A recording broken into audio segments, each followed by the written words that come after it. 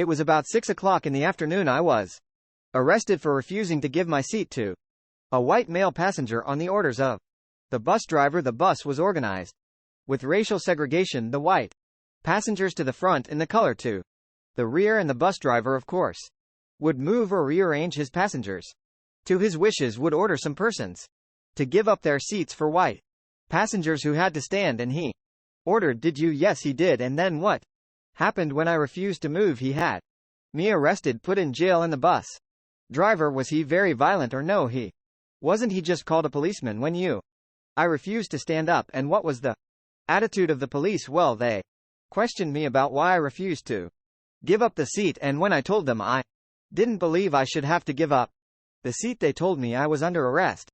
It was all done quite easily." "Or was there violence or anger?" "There was no violence nor anger on the part of any of us involved at that time. I did this because I felt I was being violated as a human being. I had a hard day of work on the job, and I was physically tired as well as just mentally vexed and sick of this type of thing we had to endure as a people.